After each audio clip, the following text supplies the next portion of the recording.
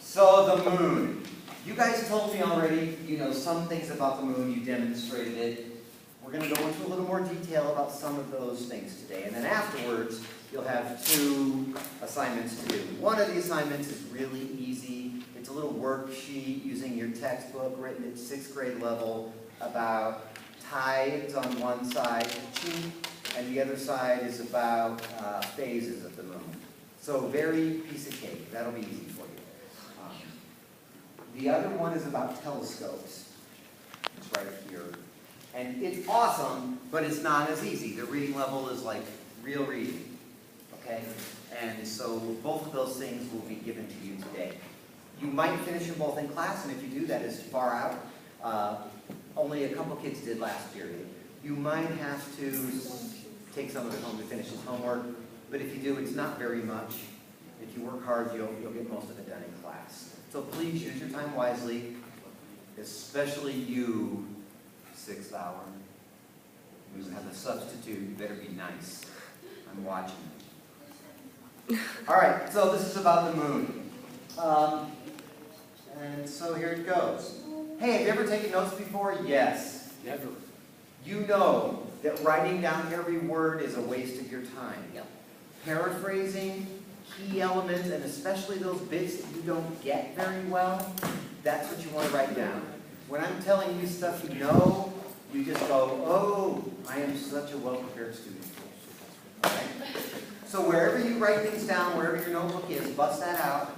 Make sure you can save it after you use it so we can access it in the future. The first thing is the theories of the origin of the moon. What I'm pretty sure of is that you geniuses already know 1, 2, or maybe all 3 of these about where did the moon come from. Here's my moon. Here's the Earth.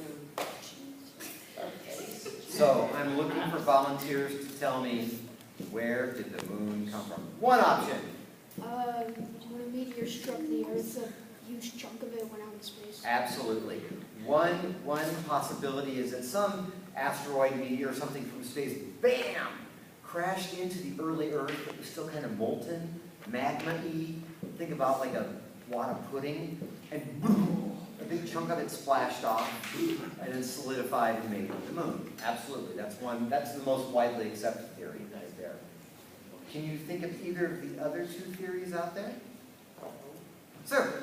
Maybe like asteroid flying by and then got caught. Absolutely. A captured satellite. Something was either formed elsewhere or was just in the path around Earth, cruising by, got stuck in our gravity. That's exactly right. There's a third one. The third one is the first one I'll show you. The dinosaurs. Simultaneous formation with Earth.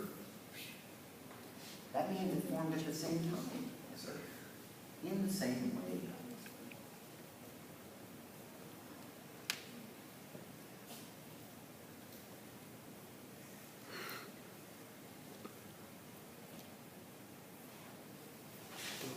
Good job, period 6. Keep writing it down. Great job, period 2.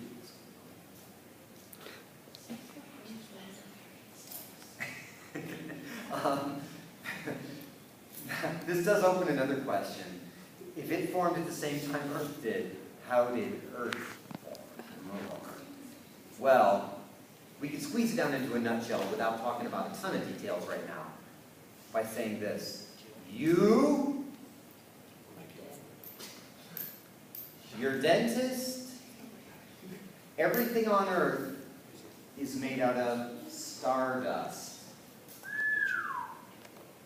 You have come from other stars. Stars explode, then they make you. What? It's true. It is. You are made from star stuff. Absolutely. Everything on this planet came from stars. And your mom's. Now think about, you didn't. No. Your mother had nothing to do with you. You come from star stuff. So imagine this. Imagine there's a star. If we just start with that. I'm not getting all philosophical or theological on you. We can talk about how that star got there. That's a whole different story. It gets way outside the realm of this class. But that star eventually croaks. It dies. And if it goes supernova, goes splooey, and it launches all that material out there, that material is flying through space. Dust and gas, little bits. You know, here it is, cruising around. And then eventually, it slows down because it blows apart like that. But as those little pieces interact, they have gravitational attraction to each other. And so the little bits start attracting. And wait, Delaney, would you help me with something? Would you mind being the demo person for a moment? I'll be the demo. I'll be the demo. Have to is a relative thing. It won't hurt. It's not, of all the things you could do, this is the easiest. Awesome. Move. Don't hit your face, don't worry. No hitting in the face. Look at her. You know what she is? Piece of dust. You know what I am? Piece of gas. Here we are floating in space. We blew up from a star. We're little bits floating in space. And we happen to be coming towards each other. No, just go like this. Awesome. Do you mind if I invade your bubble? And now, as we're cruising along in space, gravitationally attracted to one another. Here we go. And boom! Oh!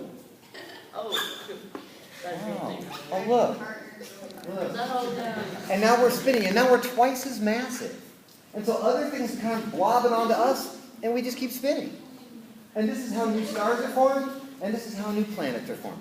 Well done. Thank you very much. Good job. That simultaneous formation would just mean that was happening with Earth here, and that would be happening with the Moon here. It's a possibility. It's suggested because the interior of the Earth is similar to what we believe the interior of the Moon is. Hello. Hi, so, do we have a supernova in progress exploding right now in the universe? In the universe, absolutely guaranteed. There went one. Well, no, There's another. Like, have we ever seen, like, a supernova go off and slowly start making clumps of things, or is that... What we see is more like still frame animation. We see, here's one that exploded a while back. Here's another one from even longer ago. Here's one more recently. And then if we take these pictures and put them into what we believe is the time sequence order, we get what we think happened. To catch one in our little neighborhood of the galaxy, to be able to see it, is a challenge. But, yeah. Excellent. We will now move on. The other two, I'm just going to put them back up here so you jot them down. You already told me that at least a couple of you do these already. An impact of a larger meteor on the developing new Earth, and it was a captured satellite that came from somewhere else. So jot those things down.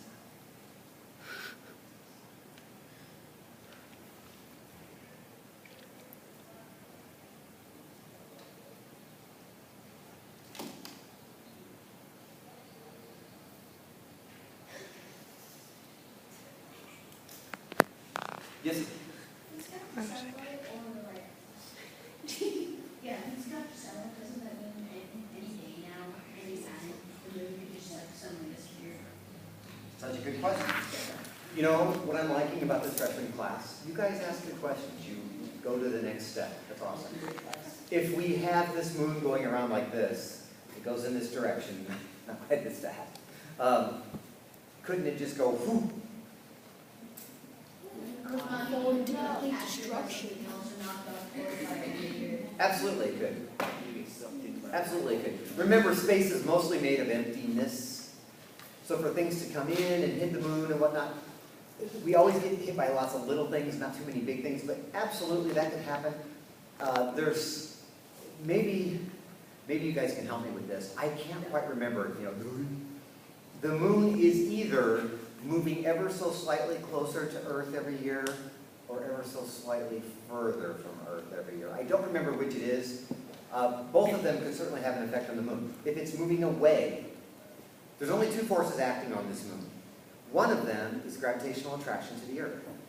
It wants to crash into the Earth. If it stopped moving along, you would just go, boom. That would be a problem for us. Because our It's not molten anymore, and it would just sit here like a big wart on Earth. It would probably hit the ocean, since the ocean is most places, so it would flood the crap out of things. And now our mass is greater, so how we're attracted to the sun would be slightly different. It could throw us out of whack. We could go spinning off from the sun and all die. This could end all Earth, all life on Earth. The other possibility is it's getting farther away. The second force acting on it is momentum.